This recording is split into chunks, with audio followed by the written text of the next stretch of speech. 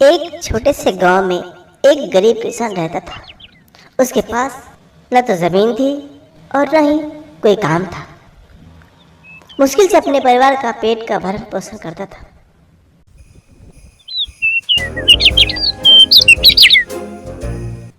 उनको एक बेटी थी, मीरा, जो बहुत ही चालाक और समझदार और सुंदर थी।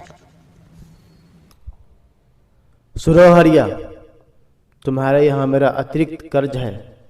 यदि तुमने अगले माह तक मुझे वो कर्ज नहीं दिया तो तुम्हारा मैं खेत जबरदस्ती हड़प लूंगा। हरिया बहुत ही भारी मन से जमींदार के घर पर से अपने घर आता है और अपने बच्चे से बोलता है, बेटा अब यहाँ रहना मुश्किल है, मैं तो लुट गया, बर्बाद हो गया। क्या हुआ पापा? जमींदार ने झूठा आरोप लगाता है कि मैं उसका धन लिया, लेकिन मैं उसका जो धन लिया था मैं सारा पैसा उसको वापस कर दिया था। लेकिन अभी बोल रहा है मेरे यहाँ तुम्हारा अतिरिक्त धन है, यदि नहीं दिया तो तुम्हारा खेत हड़प लूंगा। अब मैं क्या करूं बेटा, तुम ही बताओ। अब तो हम लुट गए, बर्बाद हो गए, हे भगवान। मीरा कुछ देर सोचती है और बोलती है, पिताजी आप चिंता मत कीजिए, मैं कल खुद जमींदार से बात करूंगी। मीरा चल देती है जमींदार से मिलने के लिए।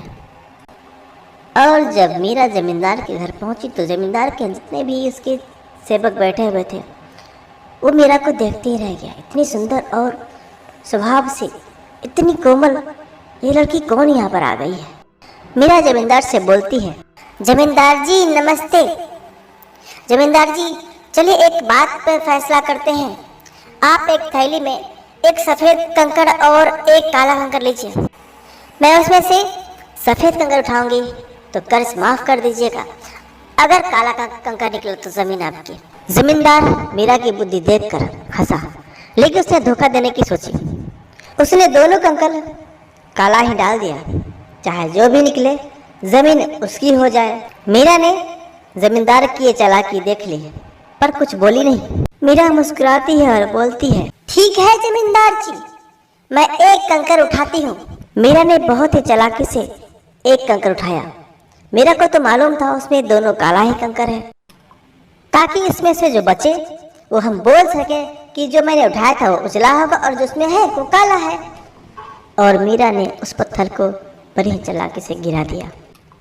अब थैली में जो कंकड़ बचा हुआ था वो काला था और मीरा ने जो उठाया था वो उजला होगा। इसका मतलब मीरा ने उजला कंकड़ उठाया था और मीरा की जीत होती है। जमींदार ने मीरा की चतुराई देखकर शर्मिंदा हो गया और उसके कर्ज को माफ़ कर दिया।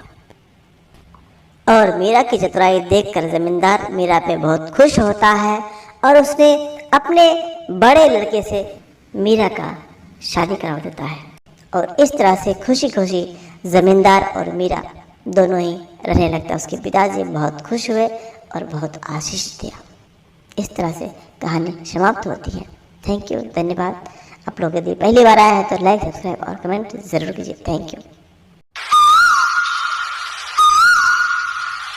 एक चतुर चूहे की कहानी।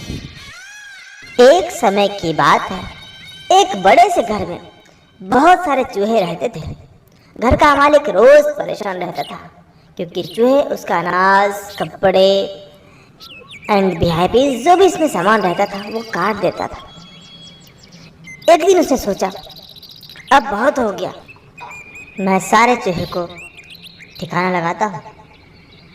और वो सोचकर एक बड़ा सा बिल्ली लाया। बिल्ली के आने के बाद सारे चूहे डर से सारे मांद में चले गए और वो बाहर ही ना निकले बिल्ली के डर से। ऐसे ही कुछ दिन हो गया। कुछ दिन के बाद भूखे ही चूहे मरने लगे। तो एक चूहा बोलता है, इस तरह से हम लोग छुपे रहेंगे तो बिल्ली के डर से तो दूर, ऐसे ही घर में भूखे मर जाएंगे, तो क्यों ना कोई उपाय किया जाए। फिर दूसरा चूहा बोलता है, तो तुम ही बताओ क्या करना चाहिए। हमेशा डर डर के मरने से अच्छा है कुछ करके मरना चाहिए, ताकि इस बिल्ली को सबक मिल सके कि आदमी के घर में आके हम चूहों को डरने का क्या फायदा होता है? वो तो ठीक है भाई, पर करेंगे क्या वो तो बोलो। यदि हमें पता चल जाए कि बिल्ली कब आती है और कब जाती है तो हम सावधानी से उसका अनाज भी खा सकते हैं, उसके किचन का सारा रोटी भी खा सकते हैं और सब्जी को खाएंगे जो खाएंगे बर्बाद भी कर सकते हैं। उसको भी समझ में आना चाहिए कि हम चूहे से लड़ने का क्या अंजाम होता है। हाँ, ये तो सही है, पर पता कैसे चलेगा कि बिल्ली कब आती है कब जाती है, ये तो बताओ। फिर चतुर चूहे ने कहा, हम एक बड़ा सा उसके गले में घंटा बांध देंगे, घंटा। जब भी वो बिल्ली चलेगी तो हमें पता चलेगा कि वो आ गया है और उस घंटे की आवाज से हम लोग भाग चलेंगे। और हाँ, जब आएगा तो घंटा बजेगा, जब जाएगा तो घंटा बजेगा, हम लोग को पता चल जाएगा और हम सब सावधानी से अपना काम भी करेंगे और मजे भी करेंगे पहले की तरह। इस बात पे सारे चूहे ठाके पार के हंसने लगे।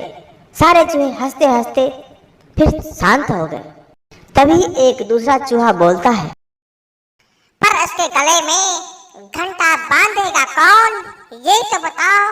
ऐसे नहीं होता कि घंटा बांध देंगे, पर बांधेगा कौन, ये तो बताओ। सारे चूहे शांत होकर एक दूसरे का चेहरा देखने लगा कि कौन बांधेगा, इस बड़े से खतरे को कौन उठाएगा। लेकिन उस खतरे को उठाने के लिए कोई भी रेडी नहीं हुआ। तभी एक चूहा बोलता है, योजना बनाना बहुत ही आसान है, पर उस पे अमल करना बहुत ही कठिन है। तो दोस्तों, आप लोग बताओ कैसे होगा? तो हम लोग कुछ और ही करेंगे और यहाँ से निकल लेंगे। Thank you for watching, bye bye, thank you, धन्यवाद आप सबको।